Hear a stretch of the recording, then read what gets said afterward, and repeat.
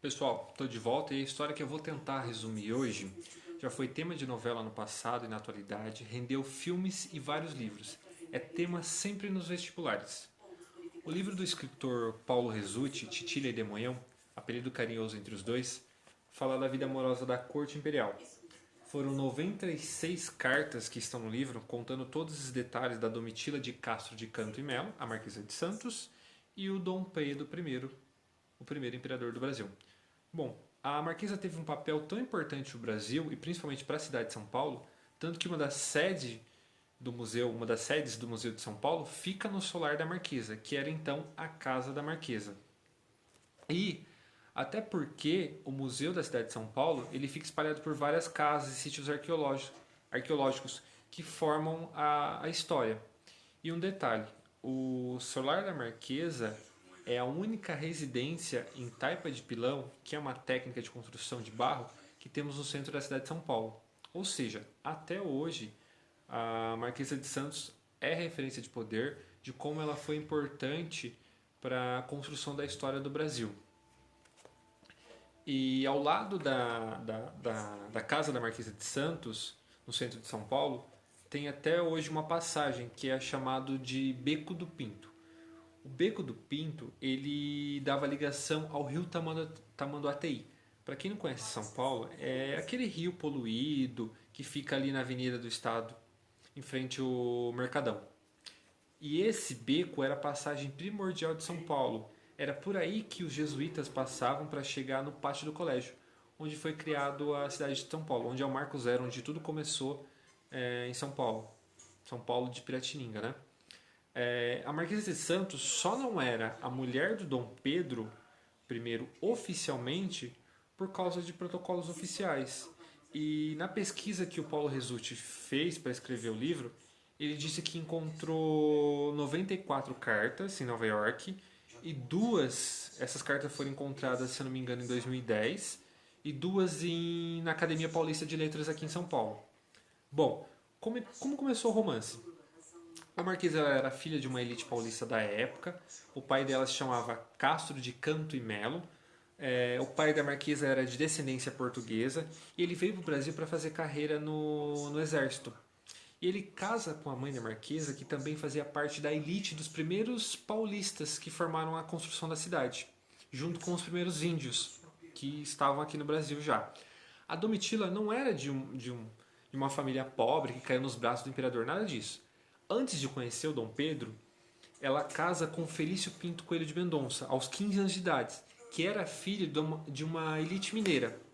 A Domitila, por sua vez, paulistana, casa com esse homem de Minas Gerais, o Felício, que por sua vez também muito rico, só que ela tinha um gênio muito forte, que não batia com o gênio do Felício. E naquela época se permitia que o homem corrigisse a mulher com espancamento, com castigos corporais, e ela não vai gostar nada disso e foge com os filhos para São Paulo.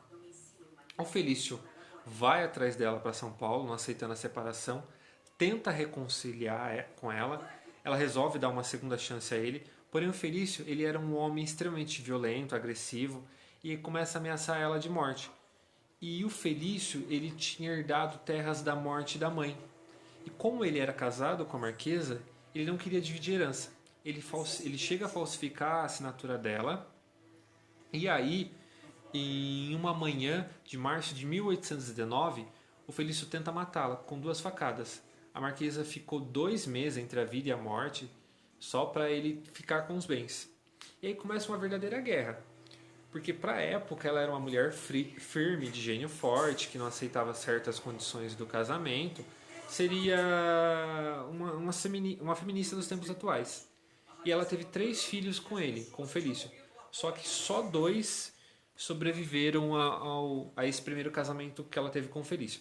Depois desse episódio da facada, ela se recupera e pede divórcio, mas só consegue esse divórcio 5 anos depois.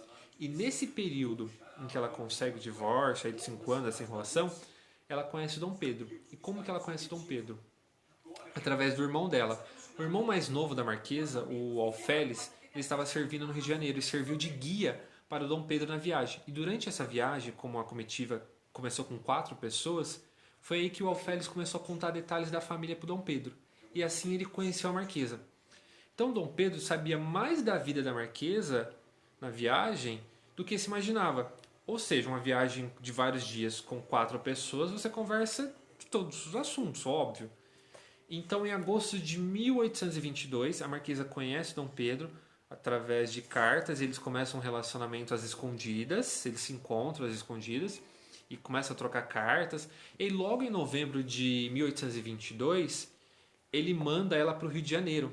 Ele manda ela morar ali na região do bairro do Estácio, que na época era a região dos Mata-Porcos, se eu não me engano, para que ela possa cuidar, para que ele possa cuidar dela. E aí ele manda ela, manda levar toda a família, só que ele começa a empregar toda a família também na corte.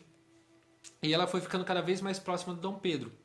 Tanto que nas cartas, as citações em 22 começam com Titília, depois meu amor, meu encanto, minha Titília, seu amante fiel e constante demunhão, mas termina com querida Marquesa. Por quê? Segundo os historiadores, é um certo distanciamento por conta da pressão que o Dom Pedro estava sofrendo pela corte naquele período. E já era assunto até em Portugal. E aí o Dom Pedro, como ele era safadão, ele pegava todo mundo, estava ficando ruim para a imagem da corte. A Marquesa de Santos, por sua vez, chega ao Rio em 1823 e fica grávida de Dom Pedro no final de 22, mas essa criança some. Tanto que se você procurar nos registros históricos, não se fala dessa criança. Ninguém sabe se ela criou, escondido, o que aconteceu. É praticamente um mistério. Com Dom Pedro, ela teve 5 filhos e 2 sobreviveram. E aí a confusão começa quando ela vai ao teatro, já morando no Rio. Ela estava grávida da segunda filha, que é a Duquesa de Goiás, e ela foi barrada de entrar no teatro, João Caetano, porque ela não tinha permissão. Mas o Dom Pedro fica tão indignado com a situação que ele manda fechar o teatro.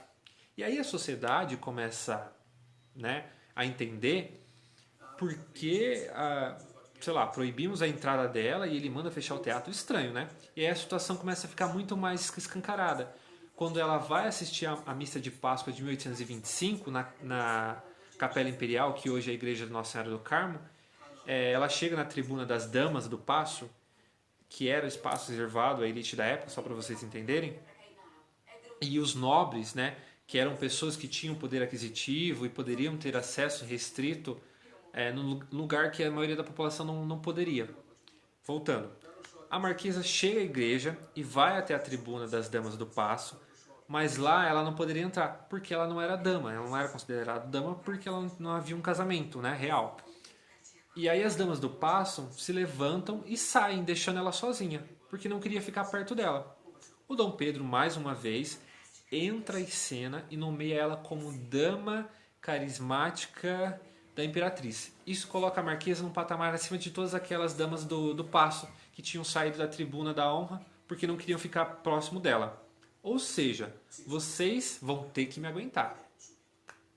Aí o próximo episódio é o seguinte: o Dom Pedro, sensacional, elaborou um plano.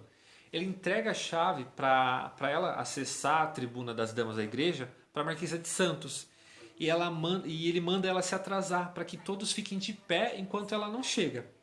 Uma ideia brilhante, né? Aí o que acontece? Ou seja, eu não sou dama como manda os protocolos, mas vocês vão ter que me engolir.